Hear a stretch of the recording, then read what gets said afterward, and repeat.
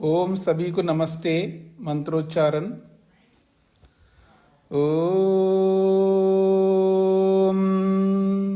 सहनाववतु सहनौ भुनक्तु सह वीर्यं करवावहै तेजस्विनावधीतमस्तु मा विद्विषावहै। ओम शांति शांति शांति।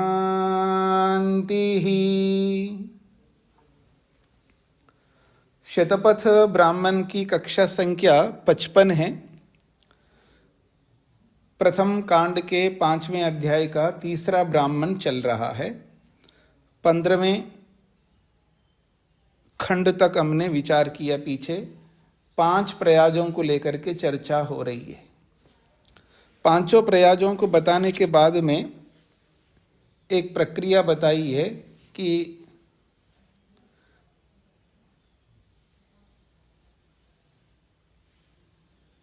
वसंत से हेमंत और हेमंत से वसंत को बता करके हेमंत से वसंत ऋतु जो है पुष्ट होकर के आगे लौट करके आती है ऋतु। जैसे हेमंत से पुष्ट होकर के वसंत ऋतु दोबारा लौट करके आती है, ऐसे ही इस संसार में जब हम दोबारा लौट करके आते हैं तो उन कर्मों को लेकर के दोबारा लौट करके आते हैं वापस मनुष्य शरीर में, जिन कर्मों के कारण से मनुष्य शरीर प्राप्त होता है।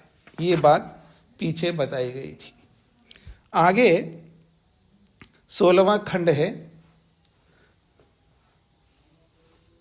जो ये पांचों प्रयाज के माध्यम से जो देवताओं को आहुति प्रदान की जाती है, उस आहुति को लेकर के एक बात कही जा रही है। चौथे प्रयाज में क्या होता है। अथ चतुर्थे प्रयाजे, पृष्ठ संख्या 192। अथ चतुर्थे प्रयाजे समानयति बर्हिषि। अथ चतुर्थे प्रयाजे समानयति बर्हिषि। चतुर्थे बर्हिषि प्रयाजे, जो चौथा प्रयाज है वो बर्हि नाम से कहा गया था। बर्हि यजति, ये चौथा प्रयाज था। तो जो बर्हि रूप जो चौथा प्रयाज है उसमें समानयति, आज्य का आनयन होता है। वहां पर समानयति का मतलब है घी का आनयन होता है। घी का आनयन कैसे होता है? उपवृत से जुहू में घी डाला जाता है। उपवृत से जुहू में घी डाला जाता है। पीछे आपको याद हो, उपवृत को जो है आद्य कहा है और जुहू को जो है अत्ता कहा है, खाने वाला। जुहू खाने वाला है और उपवृत जो है आद्य, खाने योग्य, प्रयोग करने योग्य। घी जो है उपवृत है और जुहू जो है प्रयोक्ता। तो उपवृत से घी जुहू में डाला जाता है, उसको समानयन कहते हैं। तो चतुर्थे प्रयाजे, जब चौथा प्रयाज होता है तब उपवृत से जुहू में समानयति, घी डाला जाता है। प्रजा वै बर्हि, ये जो चौथा प्रयाज जो है, चौथा प्रयाज ये बर्हि कहलाता है। तो बर्हि क्या है उसको समझा रहे हैं। प्रजा वै बर्हि, बर्हि वास्तव में प्रजा है। रेतः आज्यम, और जो घी है आज्य है वो रेत है अर्थात वीर्य है। तद प्रजासु एव एतद रेतः सिंच्यते।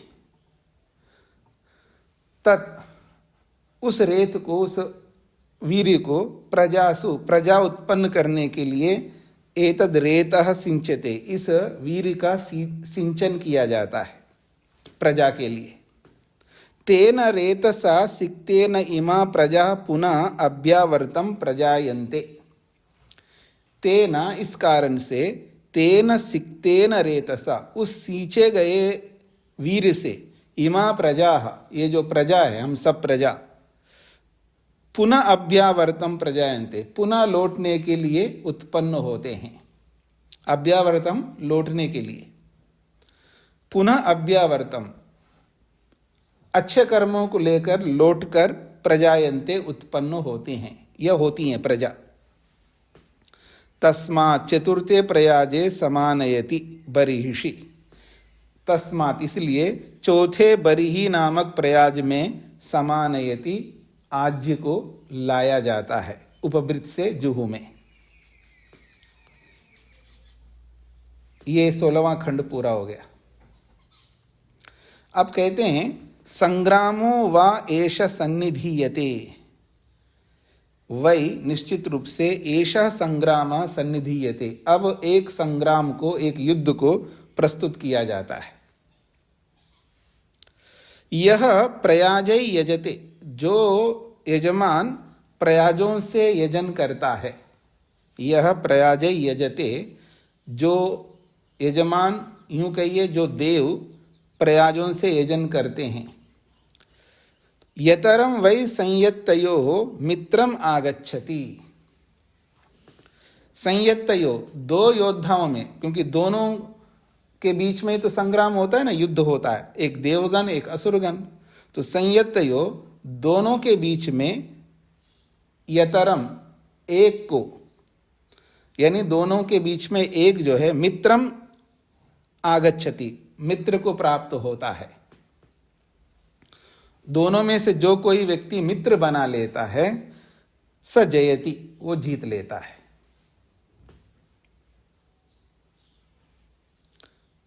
देव और असुर दोनों का संग्राम होता है, तो संग्रामो वही एष सन्निधीयते, अब एक संग्राम को प्रस्तुत किया जा रहा है। यह प्रयाजै यजते, जो देव प्रयाजों के माध्यम से यजन करता है, तो वहां पर यतरम वै संयत्तयो, संयत्तयो दो समुदायों के बीच में युद्ध करने वाले, संयत्तयो युद्ध करने वाले दो के बीच में, यतरम उनमें से एक, मित्रम आगच्छति जो मित्र को प्राप्त करता है, अर्थात वो मित्र बनाता है, स जयति वास्तव में वो जीतता है।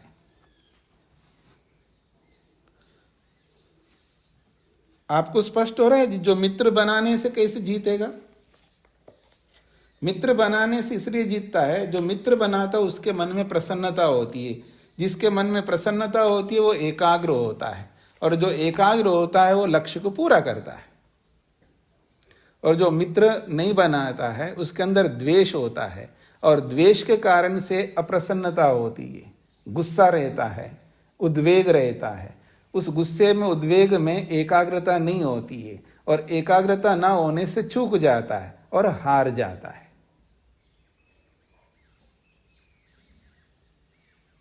अब तो स्पष्ट हो गया होगा आप लोगों को।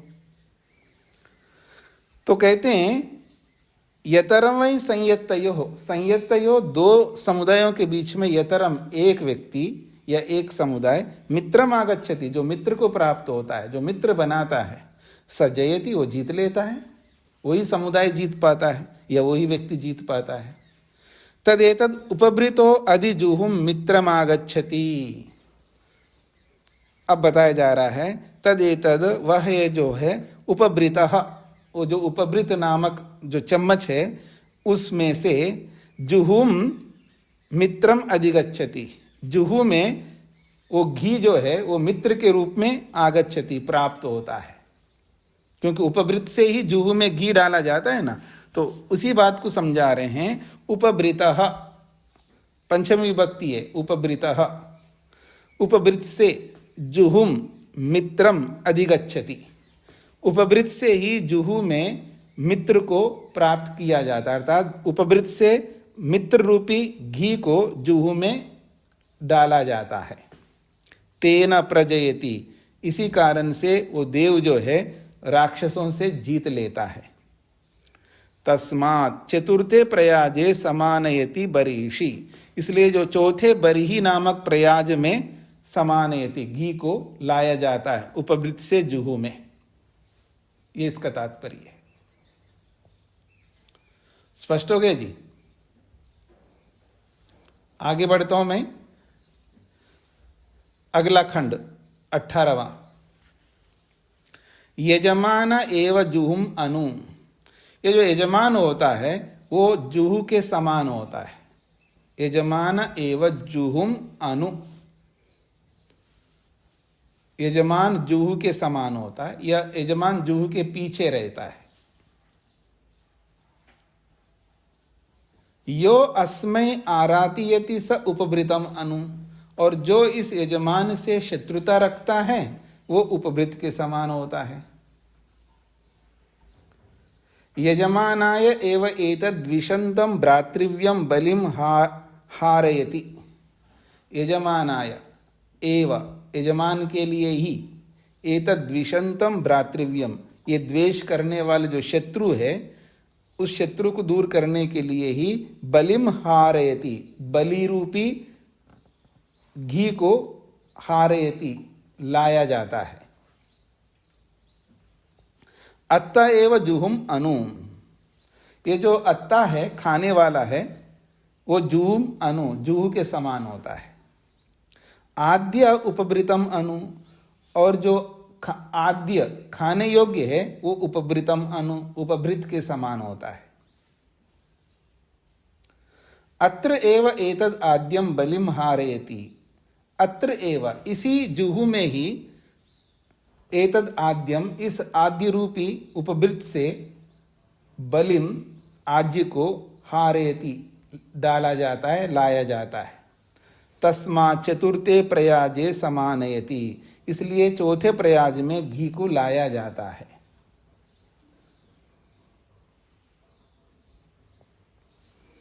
हाँ जी, स्पष्ट हो गए ना जी। रवि जी।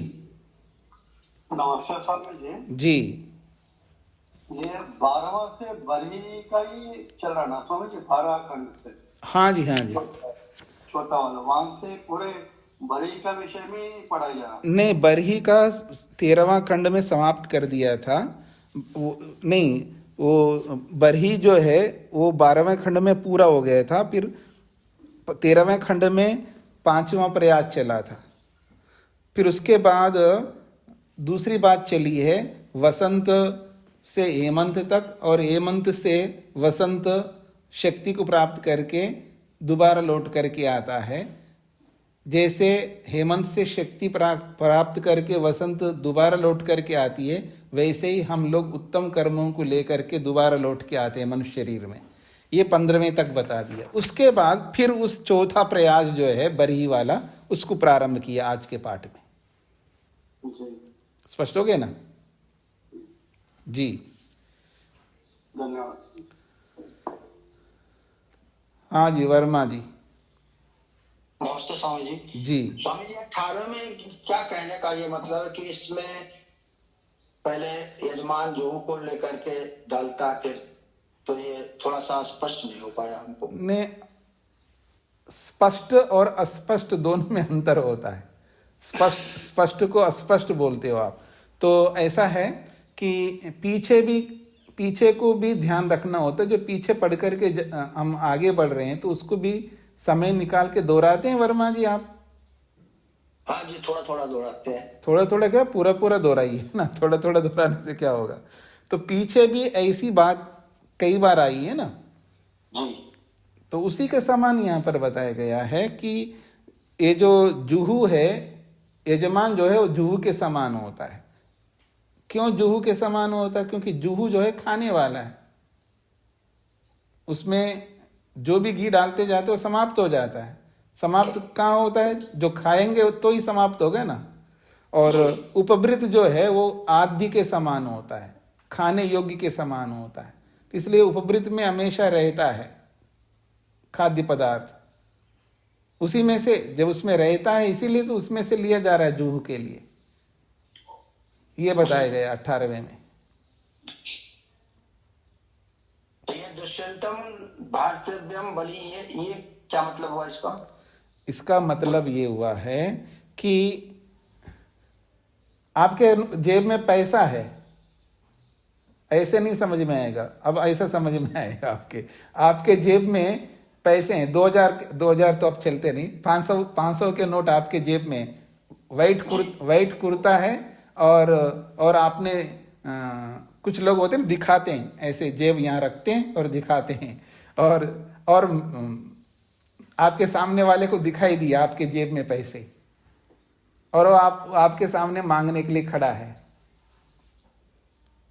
आपके पैसे को लेना चाहता है। जो आपसे कुछ लेना चाहता है तो वो आप द्वेष करोगे ना लेने वाले के लिए, जो मांगने। हाँ जी। तो ऐसा इसको प्रस्तुत किया गया है। ठीक है जी। जी। हाँ जी, आगे बढ़ रहा हूं जी मैं। 19वां खंड है, स व अनवम ऋषन समानयति। सह, वो जो अध्वर्यु है, वही निश्चित रूप से अनवम ऋषन, बिना स्पर्श किए, समानयति, वो उसमें घी डालता है। पीछे भी ऐसा प्रसंग है ना, स्पर्श किए बिना ही उपवृत को और जुहू को रखता है, ऐसा पीछे आया था एक बार, याद आ रहा हो आपको। उपवृत और जुहू को रखना होता है बरही के ऊपर, तो बिना स्पर्श किए रखता है, ऐसा आया था ना पीछे, याद आ रहा है किसी को? कोई बोल नहीं रहे, इसका मतलब याद नहीं आ रहा होगा। आया था ये प्रसंग। हाँ तो आया था तो बताना चाहिए ना आपको। तो पीछे एक प्रसंग आया था, जब यज्ञवेदी आदि बना रहे थे, वहां पर पात्र रख रहे थे, वहां पर एक बात आई थी, जुहू और उपवृत को जब रखना होता है बरही के ऊपर, तो एक दूसरे के साथ स्पर्श न करते हुए रखता है, ऐसा आया था। तो वैसे ही यहाँ पर बोला जा रहा है, स वही अनवमृशन समानयति। वो जो अध्वर्यु जब उनको लाता है, या जो भी ऋत्विक लाता है, तो उसके लिए बोला जा रहा है अनवमृशन, बिना स्पर्श किए ही, समानयति, वो घी डालता है। उपवृत से घी डालना है जुहू में, बिना स्पर्श किए ही डालता है, ये इसका तात्पर्य है। स यद अवमृषेद, यदि वो ऋत्विक उपवृत को और जुहू के साथ स्पर्श करे, स यद अवमृषेद, यदि वो स्पर्श करता है तो क्या हानि होगी? यजमानम द्विषता भ्रातृव्येन अवमृषेद। तो एक प्रकार से द्वेष करने वाला जो है वो यजमान को स्पर्श कर रहा है, ऐसा माना जाएगा। यजमानम द्विषता भ्रातृव्येन अवमृषेद, यजमान को द्वेष करने वाला जो शत्रु है वो स्पर्श कर रहा है, ऐसा माना जाएगा।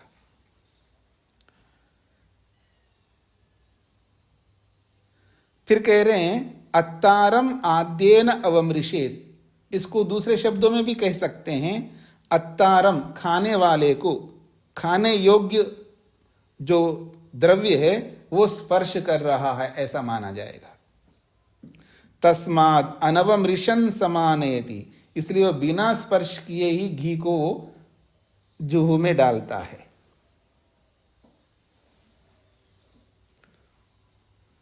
हाँ जी, स्पष्ट हो जाए जी। जब कोई आप किसी बर्तन में दूसरे बर्तन से कोई चीज रख रहे हो, डाल रहे हो, एक बर्तन से निकाल के दूसरे बर्तन में डाल रहे हो, तो एक होता है बिना स्पर्श किए, बिना टकराए, बिना आवाज किए, बिना व्यवधान उत्पन्न किए आप उसमें डालो, और उसके साथ स्पर्श करो, तो इसका मतलब गलत हो रहा है।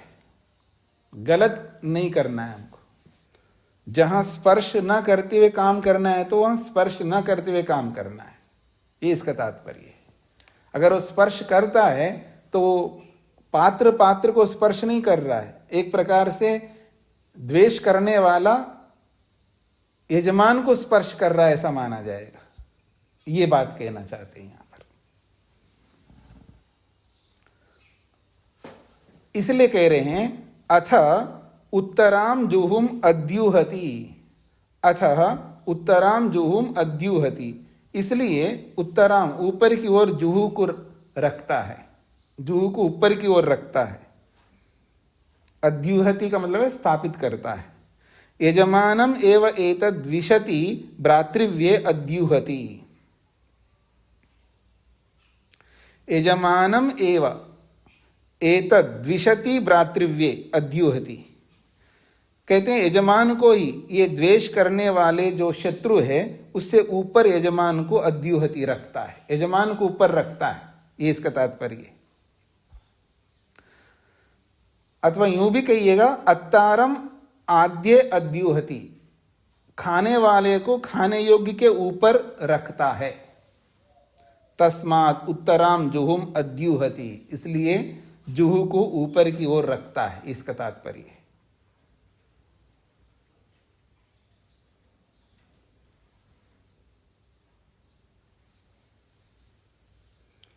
हाँ जी, आगे बढ़ूं मैं। अगला खंड 21वां।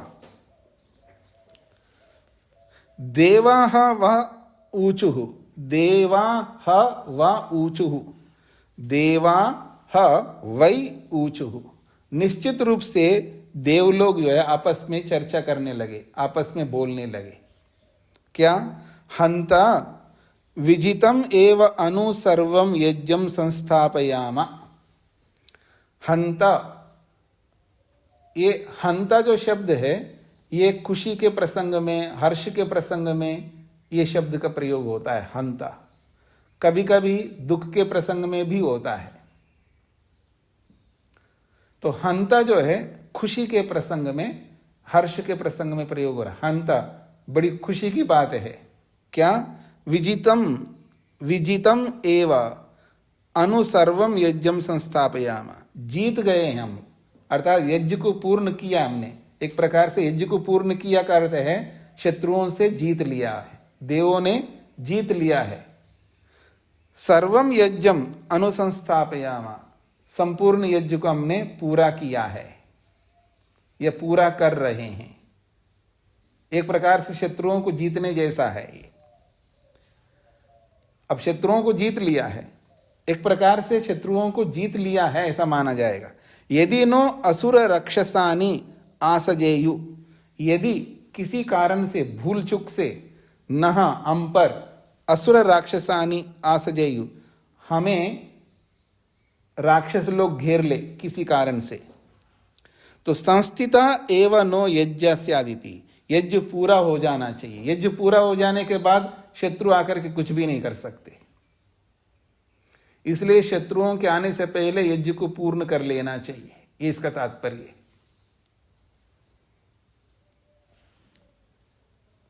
पता नहीं आप लोग क्या भाव निकालते हैं इसका। यज्ञ को पूरा कर लेना चाहिए शत्रुओं के आने से पहले। कोई घोषणा चल रही है, किसी परोपकार के लिए घोषणा चल रही है, हाँ जी वर्मा जी ने घोषणा कर दी 1 महीने की सेवा देंगे, हाँ अनिल जी ने 15 दिन के लिए सेवा देने की घोषणा कर दी, ऐसे घोषणा चल रही है जी सेवा देने की। ठीक है जी। और पीके कुमार जी के मन में आ गया, अरे मैं भी 1 सप्ताह का सेवा दे ही सकता हूं। पीके कुमार जी जो है सोचने लगे कि मैं 1 सप्ताह का तो सेवा दे ही सकता हूं। अब अच्छा मन में आया है तो घोषणा करो, रुको मत, यज्ञ को पूरा कर लो। अगर यज्ञ को पूरा नहीं करो तो शत्रु आकर घेर लेंगे। अरे मैं तो बूढ़ा आदमी हो गया हूं, मेरी उम्र जितना ज्यादा है तो है नहीं है। क्यों? पीके कुमार जी, उम्र ज्यादा तो है ही नहीं है। अरे सप्ताह के बारे में क्या, 1 दिन भी मुश्किल हो जाएगा। फिर ऐसे शत्रु आके के घेर लेंगे मन में। अब स्पष्ट हो रहे जी। एक ने 1 लाख की घोषणा कर दी, एक ने 50,000 की घोषणा कर दी, एक ने 25,000 की घोषणा कर दी।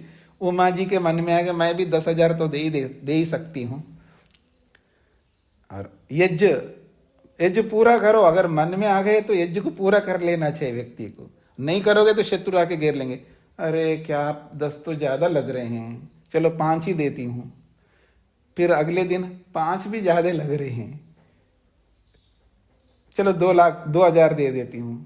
फिर देने का समय आ जाएगा, चलो 2,000 क्या 1,100 से निपटारा कर लूंगी। ऐसा होता है जीवन में, हर जगह पर ऐसा होता है। कैसे शत्रु आकर के घेर लेते हैं जी अच्छे कामों में। तो अच्छे कामों को जैसे संकल्प करो तुरंत कर डालो, देरी करो तो शत्रु आकर के घेर लेते हैं। तो यही बात कही जा रही है, हंता विजितम एव सर्वम यज्ञम अनुसंस्थापयामः। बस जीत गए, एक प्रकार से यज्ञ को पूरा कर लिया, पांचों प्रयाज पूरे होने वाले हैं।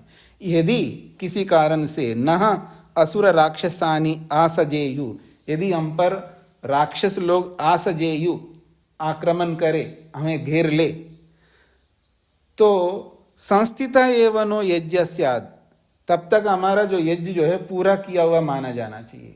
जब यज्ञ ही पूरा हो गया, अब शत्रु आकर के क्या कर लेंगे, यज्ञ संपन्न कर दिया, उसके बाद शत्रु कितने भी आए कुछ नहीं कर पाएंगे, काम हो गया। जीतने के बाद कुछ भी करते रहो, कोई फर्क नहीं पड़ेगा, ये इसका तात्पर्य। आज ही पीके कुमार जी समझ में आ रहा है, अच्छी बात है। ते उत्तमे प्रयाजे, ते उत्तमे प्रयाजे, वे जो देवगण हैं वो उत्तमे प्रयाजे, जो पांचवा, उत्तम का मतलब है पांचवा, अंतिम, अंतिम जो पांचवा प्रयाज है, उस पांचवें प्रयाज में क्या करते हैं, स्वाहाकारेण एव सर्वम यज्ञम समस्थापयन, स्वाहाकार के माध्यम से संपूर्ण यज्ञ को समाप्त करते हैं।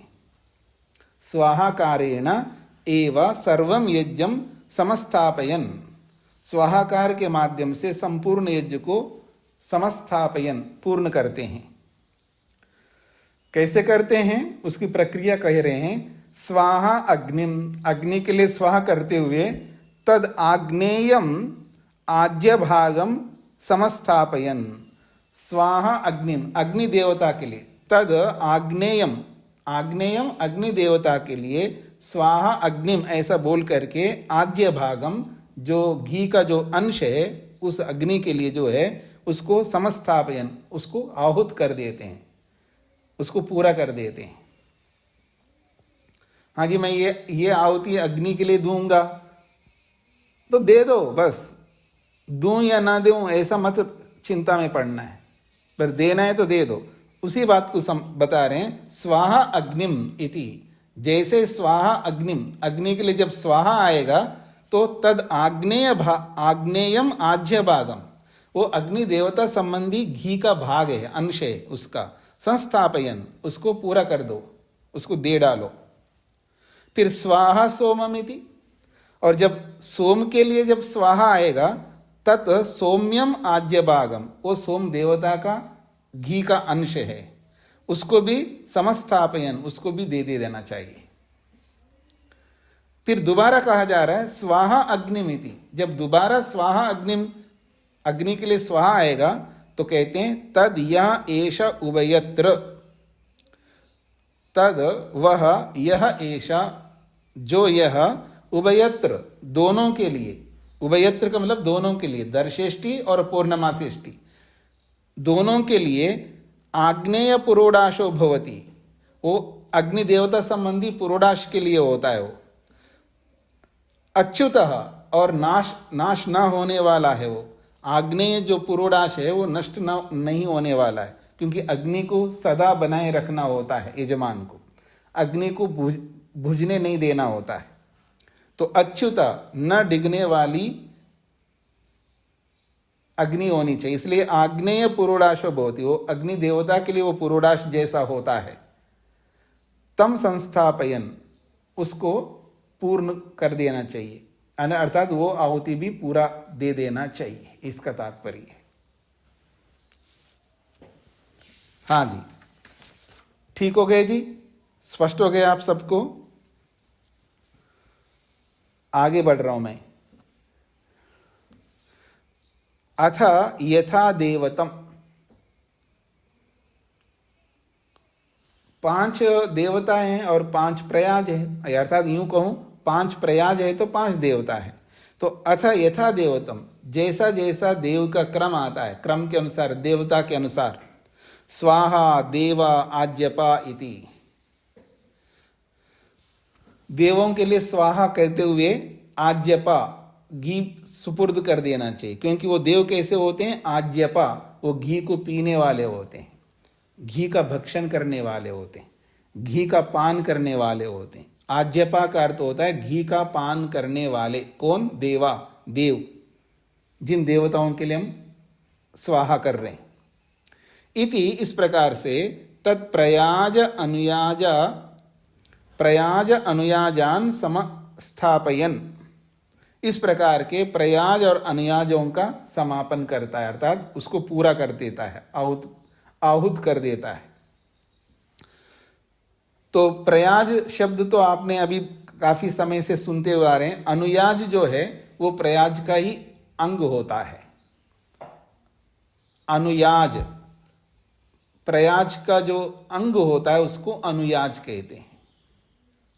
तो प्रयाज के जो अंग होते हैं, उसके सहयोगी होते हैं, उसको अनुयाज कहते हैं। तो इसको समझा रहे हैं, प्रयाज अनुयाजान समस्थापयन, और वो जो 5 देवताओं के लिए जो स्वाहा करके आहुति प्रदान करता है, तो एक प्रकार से वो प्रयाज और अनुयाज इनको समस्थापयन, पूर्ण करता है। तो प्रयाज अनुयाज क्या है? तो कहते हैं प्रयाज अनुयाजा वै देवा आज्यपा।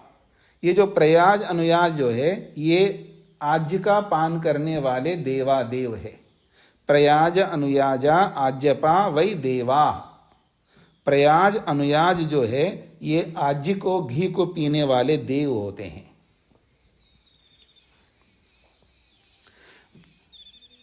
जुषानो अग्नि आज्यस्य वेत्तु इति। जुषाणो अग्नि आज्यस्य वेत्तु इति। सेवन करने वाली जो अग्नि है, क्योंकि आज्यस्य, घी का सेवन करने वाली जो अग्नि है वही वेत्तु, वही जाने जी। आहुति को तो ग्रहण कर लिया है अग्नि ने, अब उस आहुति को, उस आज्य को जिस अग्नि ने सेवन किया है वेत्तु, वही जाने। अब इसको कहाँ ले जाना, किस किस को पहुंचाना है, कहाँ तक ले जाना है, ये अग्नि ही जाने। हमारा कर्तव्य पूरा कर लिया हमने, अपना कर्तव्य को पूरा करना चाहिए। बाकी सामने वाला के बारे में कोई हम जबरदस्ती नहीं कर सकते। अपना काम पूरा कर लो, सामने वाला करता है नहीं करता तो उसका दोष है। हाँ, करने के लिए प्रेरणा दे सकते हो आप, लेकिन करवा नहीं सकते। हमारी समस्या क्या होती है, हम करवाना चाहते हैं, यही समस्या है। जब हम करवाना चाहते हैं तो सामने वाला, क्योंकि कोई भी व्यक्ति अपने ऊपर अंकुश करे, कोई ये नहीं चाहता है। बताना हमारा कर्तव्य, हम बताते रहेंगे। जब तक सामने वाला ना करे तब तक हमारा कर्तव्य बताना, लेकिन करवाना हमारा कर्तव्य नहीं। मैं छोटे बच्चों की बात नहीं कर रहा हूँ, छोटे बच्चों से तो हमको करवाना ही पड़ता है, क्योंकि वो जानते नहीं है ना छोटे बच्चे। लेकिन बड़े होने के बाद में उनको हम नहीं करवा सकते, बस हम बता सकते, वो भी प्रेम से, बिना झगड़ा किए, बिना गुस्से के, प्रेम से बता सकते हैं। और बताने का मतलब है उसके पीछे पढ़ करके नहीं बताना होता। बताने का प्रसंग जब हो तब बताना होता है। कहाँ बताऊं, कहाँ नहीं बताऊं, कितना बताऊं, ये सब समझना पड़ता है व्यक्ति को। तो इन सबको समझते हुए जब हम बताएंगे तो बताना बस। पर यह अपेक्षा मत रखो कि ये करे ही करे, मेरे को करवाना ही है। ऐसी अपेक्षा रखेंगे तो दुखी रहेंगे फिर आप। तो अपना कर्तव्य पूरा कर लिया। तो अब कह रहे हैं जुषानो अग्नि आज्यस्य वेत्तु। आज्य को, आज्य का जुषाना सेवन करने वाली जो अग्नि है वो वेत्तु, वही जाने। अब इस आहुति को, इस आज्य को, घी को कहाँ तक ले जाना है, किस किस को देना है, वही जाने।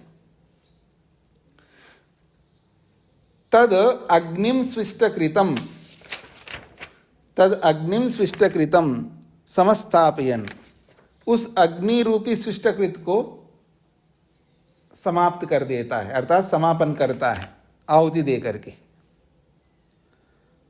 अग्निम स्विष्टकृतम समस्थापयन, अग्नि रूपी स्विष्टकृत को वो पूर्ण करता है। अब स्विष्टकृत क्या है? तो अग्निर ही स्विष्टकृत, अग्नि को ही स्विष्टकृत कहते हैं। अग्निर ही स्विष्टकृत, कितनी अच्छी बात कही है जी। अग्नि ही स्विष्टकृत है। स्विष्टकृत को समझते हैं आप लोग? स्विष्टकृत, सुइष्टकृत, स्विष्टकृत, इसका संधि विच्छेद करो, सु इष्टकृतम, स्विष्टकृतम। जो इष्ट है, जो आप चाहते हैं, जो आप चाहते हैं उसको पूरा करते हैं, उसको स्विष्टकृत कहते हैं। जो आप चाहते हो, जो आपकी चाह है, इच्छा है, जो आपकी अभिलाषा है, जो आपकी अभिलाषा है उसको जब पूरा करते हो उसको स्विष्टकृत कहते हैं। और अग्नि स्विष्टकृत है। क्यों? जो आपकी चाह है उसको पूरा कौन करेगा? अग्नि तो करता है, इसलिए अग्नि को स्विष्टकृत बोला है। तो अग्नि ही स्विष्टकृत, अग्नि को स्विष्टकृत बोला है। स एषो अपि एतर्रि तथैव यज्ञा संतिष्ठते। कितनी अच्छी बात कही जा रही है। स एषो अपि एतर्रि, वह यह जो स्विष्टकृत रूपी अग्नि है, एतर्रि आज भी, तथैव यज्ञा संतिष्ठते, वैसा ही यज्ञ किया जाता है जैसे देव लोगों ने किया था। आज भी जब आप बृहद यज्ञ के नाम से करते, स्विष्टकृत की आहुति देते होंगे ना आप लोग, तो कह रहे हैं स एषः अपि एतर्रि, वह ये जो स्विष्टकृत रूपी अग्नि है उसको एतर्रि आज भी, तथैव यज्ञ संतिष्ठते, वैसा यज्ञ को संपन्न किया जाता है। अर्थात स्विष्टकृत से ही यज्ञ को संपन्न किया जाता है। यथा एव एनम देवा समस्थापयन्, जिस प्रकार से इस स्विष्टकृत रूपी अग्नि को समस्थापयन, पूरा करते हैं देव लोग, वैसे ही आज भी हम लोग अलग अलग संस्कारों में वैसा ही पूरा करते हैं। तस्माद् उत्तमे प्रयाजे स्वाहा स्वाहा इति यजति, इसलिए उत्तम प्रयाज में, अंतिम 5वें प्रयाज में स्वाहा स्वाहा कह करके यजन करता है यजमान।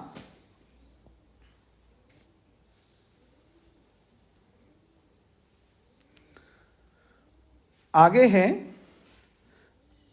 यावन्ति अविंशी भवन्ति विजितम एव एतद अनु सर्वम यज्ञम संस्थापयति। यावन्ति अविंशी भवन्ति, जितनी भी हवियां होती जितनी भी हवियां होती हैं उस याग में, उन सभी हवियों को विजितम एव एतद अनु, उन सबको जीत लिया गया है। सर्वम यज्ञम अनुसंस्थापयति, संपूर्ण यज्ञ को पूरा कर देता है। ऋत्विक जो है यजमान के लिए जितनी भी हवियां होती हैं उस याग में, उन सभी हवियों को दे करके उस यज्ञ को पूर्ण करता है। तस्मात्, इसीलिए यद अतः ऊर्ध्वम विलोम यज्ञे क्रियेत न तद आद्रियेत। तस्मात्, इसलिए यद अतः ऊर्ध्वम, इसके बाद स्विष्टकृत आहुति देने के बाद में, अतः ऊर्ध्वम का मतलब है स्विष्टकृत आहुति देने के बाद में यदि कोई विलोम यज्ञे क्रियेत, यदि कोई विलोम का मतलब कोई त्रुटि आदि हो जाए, कोई क्रिया में इधर उधर हो जाए, न तद आद्रियत, उसके बारे में चिंता नहीं करना। स्विष्टकृत आहुति देने के बाद में यदि कोई उस यज्ञ में कोई विलोम का मतलब है कोई त्रुटि, कोई क्रिया में अदला बदली, आगे पीछे अगर कुछ होता है, न तद आद्रियेत, उसके बारे में चिंता नहीं करना। स संस्थितो में यज्ञ इति, मेरा यज्ञ तो पूरा हो गया। सह संस्थितो में यज्ञ, मेरा जो यज्ञ है वो संस्थिता, पूरा हो गया, इसलिए कोई चिंता करने की आवश्यकता नहीं है। इतिहा विद्यात्, ऐसा ही जान लेना चाहिए व्यक्ति को। सह एषा यज्ञो यातयाम एव आस, यथा वषट कृतम हुतम स्वाहा कृतम। अब विशेष बात कही जा रही है, कहते हैं सह एषा यज्ञ, वह यह जो यज्ञ है, जिस याग को लेकर के यजमान करता है, यातयाम एव आसा, वो यातयाम है, अर्थात वो यज्ञ अभी पूरा हो गया ऐसा मत समझना है। अर्थात बस यही आज ही यज्ञ कर लिया, अब आगे कोई यज्ञ नहीं करना है, ऐसा नहीं समझना। यातायाम एवास मतलब पूरा हो गया है, ऐसा समझ लेना चाहिए। अब पूरा हो गया ऐसा समझ लेना मतलब आज जो याग है इसको मैंने पूरा कर लिया है।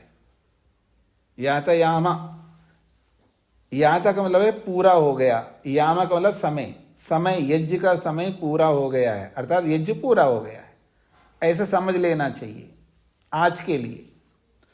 यथा वषट्कृतम, जैसा कि वषट्कृत किया है, वषट्कार आपने किया है, वषट्कार समापन को ही कहते हैं। हुतम, बस जो आहुत करना तो आहुत कर लिया है।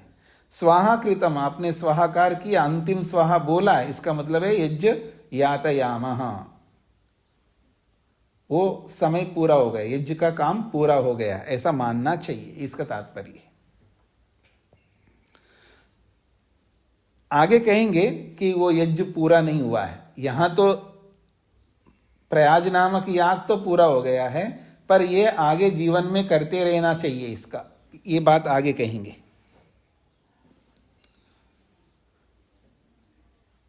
ते देवा अकामयंता, देवों ने ते देवा, वे सारे के सारे देव, अकामयंता, कामना करना प्रारंभ किया, कामना की, अभिलाषा की। क्या अभिलाषा की है? कथम नु इमं यज्ञं पुनः आप्यायेम, उन्होंने जो कामना की है कि कथम नु इमं यज्ञं, कैसे करके इस यज्ञ को पुनः आप्यायेम, दोबारा हम प्राप्त करें। एक बार होने के बाद इसका यह मतलब नहीं कि दोबारा करें नहीं, आगे वापस इस याग को हम दोबारा कैसे प्राप्त करें, ये देवों ने विचार किया।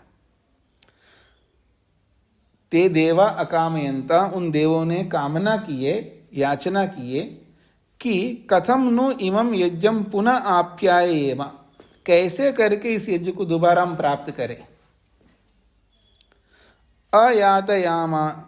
अयातयामानं कुर्याम, अब बोल दिया है अयातयामानं कुर्याम, इसको न समाप्त होने वाला यज्ञ बनाए, ऐसा यज्ञ, इसको ऐसा याग हम इसको बनाएं कि ये न समाप्त होने वाला याग बने। तेना, इस कारण से, अयातयाम्ना प्रचरेम इति, इसी कारण से अयातयाम्ना प्रचरेम, न समाप्त होने वाले यज्ञ के माध्यम से प्रचरेम, आगे हम जीवन यापन करते रहे। इसका तात्पर्य है यावत जीवम यजेत, आपने श्रोत ग्रंथों में पढ़ा है ना, यावत जीवम, जब तक जिएंगे तब तक यज्ञ करना है। यज्ञ बदलते रहेंगे ये अलग बात है, लेकिन यज्ञ कभी नहीं छोड़ सकते। इसके अनेक अर्थ होते हैं। एक अर्थ तो ये होता है जब तक कर्तव्य है तब तक यज्ञ करना, कर्तव्य पूरा हो गया तो यज्ञ भी पूरा हो जाएगा। जैसे कि गृहस्थ में यज्ञ करता है, वानप्रस्थ में भी यज्ञ करता है, और संन्यास लेने के बाद में यज्ञ पूरा हो जाता है, वहां नहीं कर पाता है या नहीं करता है। अथवा कुछ यज्ञ छूट जाते हैं, लेकिन ब्रह्म यज्ञ तो कभी नहीं छूटता है, ऐसा आप समझ सकते हैं। अथवा ये जो पंचमा यज्ञ है उनको वो आत्मा में आरोपित करता है, अंदर से करता है और बाहर से नहीं करेगा, यज्ञ वैसे नहीं छूटेंगे। तो इसलिए कहना चाह रहे हैं कि देवों ने विचार किया, कामना की है कि कैसे भी करके इस यज्ञ को दोबारा हम प्राप्त करें, और इस यज्ञ को अयातयामानं कुर्याम, न समाप्त होने वाला यज्ञ बनाए इसको। इस कारण से उसको न समाप्त होने वाले यज्ञ के साथ हम प्रचरामा, जीवन बिताते रहें आगे। स यज्जुवाम आज्यम परिशिष्टम आसीत, वह जो जुवाम, जुहू नामक चम्मच में आज्यम परिशिष्टम आसीत, उसमें घी बचा रहता है, हमेशा चम्मच में घी बचा रहता है जी। उसको दूसरे में टपकाते हैं ना, पीछे सुना था आपने, आहुति देने के बाद टपकाना होता है, इसका मतलब उसमें कुछ रहना चाहिए।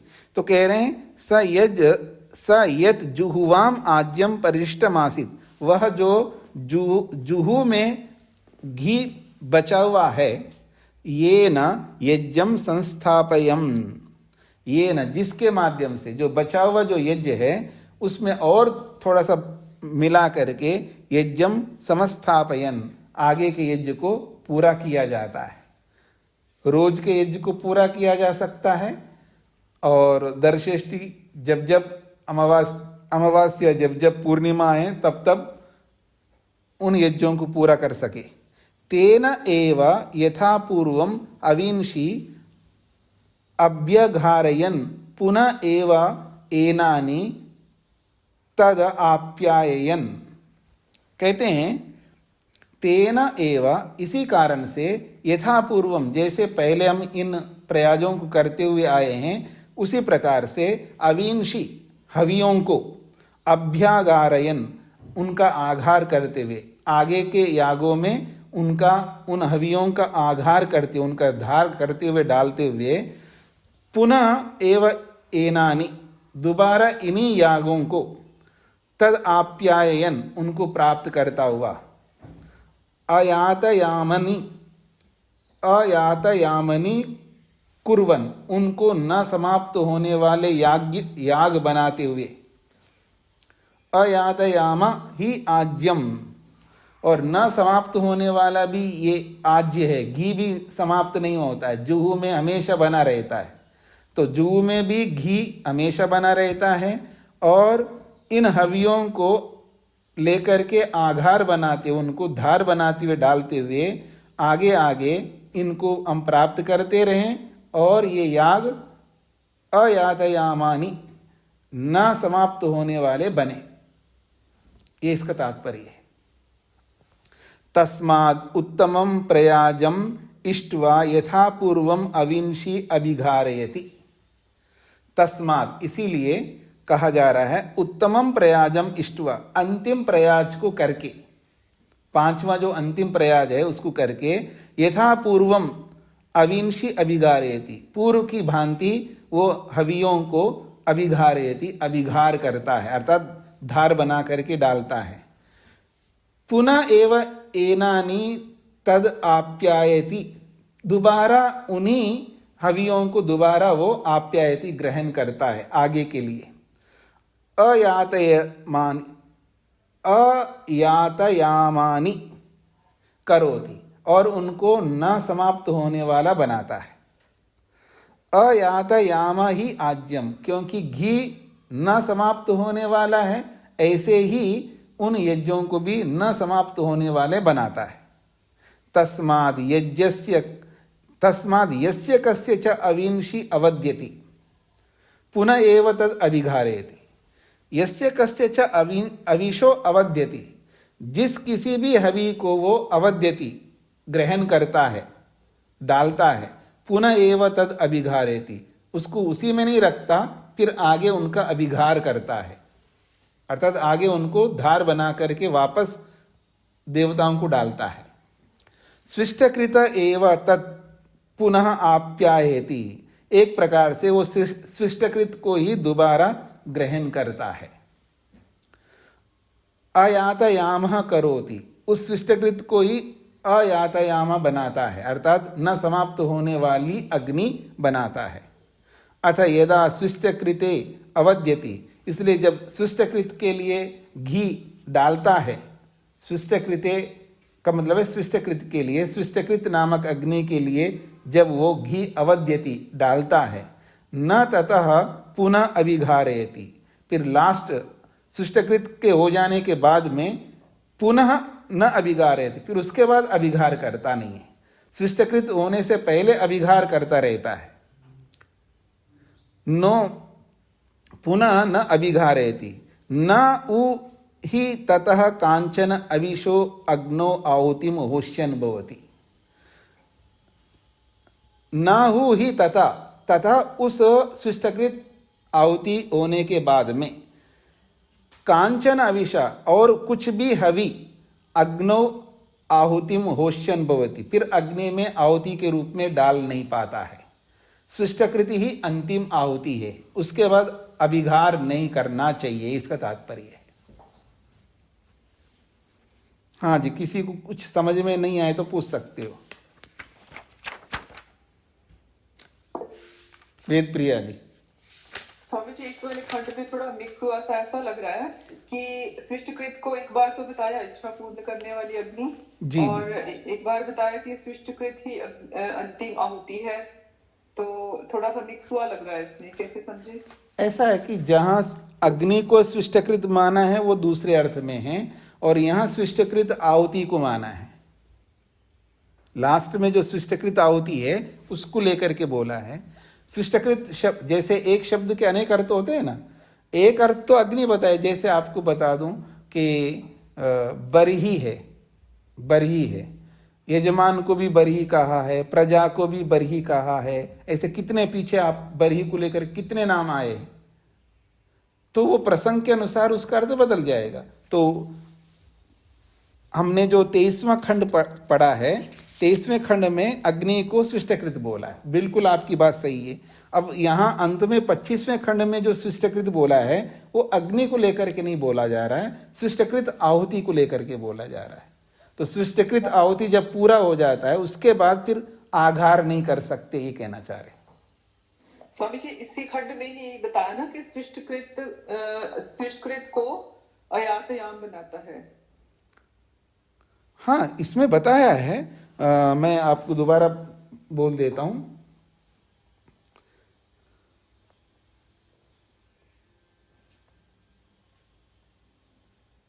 हाँ जी, पुनः एव तद अभिघारयति सृष्टकृते एव तद पुनराप्यायति आयातयामः करोति, यहाँ तक ठीक है जी।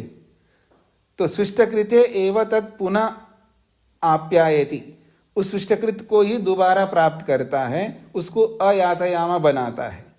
अथा उसके बाद में यदा सृष्टकृते अवद्यति, जब सृष्टकृत के लिए आहुति देता है,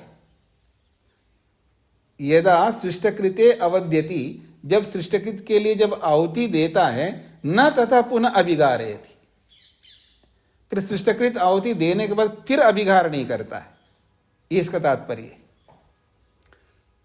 कहीं तो आखिर आप उस को रोकना पड़ेगा ना, आप याग को कहीं तो रोकोगे ना, तो उस रोकने को यहाँ पर बताया अंत में, जब सृष्टकृत आहुति देता है उसके बाद दोबारा अभिघार नहीं करता है, ये इसका तात्पर्य है।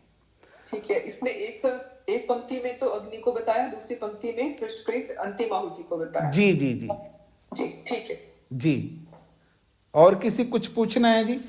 ये खंड तो ये ब्राह्मण तो पूरा हो गया है, आगे हम नए ब्राह्मण को आगे करेंगे। हाँ जी, प्रेम जी।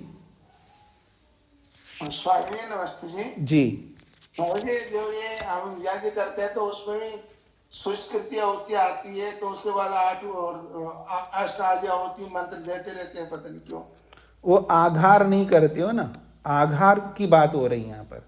जैसे अग्नये स्वाहा, सोमाय स्वाहा, प्रजापतये स्वाहा, जो आघार करते हो ना आप, ऐसे घी को लंबा करके आघार करते हो, वो आघार बाद में नहीं होता है ना।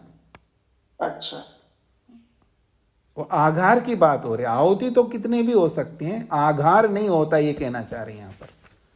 अच्छा। तथा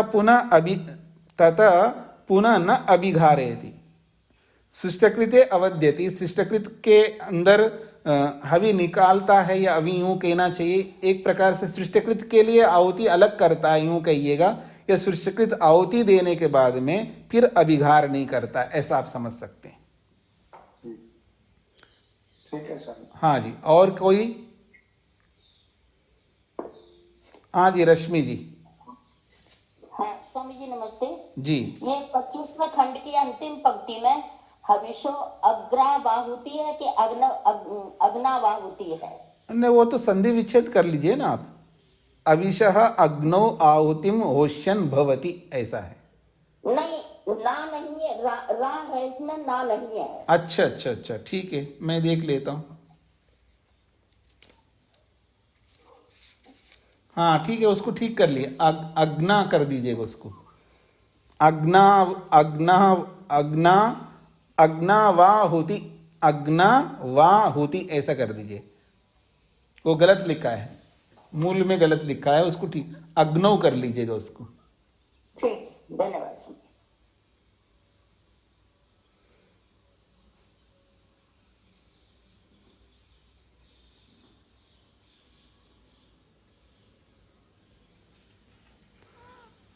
हाँ, तो इसको यहीं पर विराम देते हैं आज। ओम शांति शांति शांति।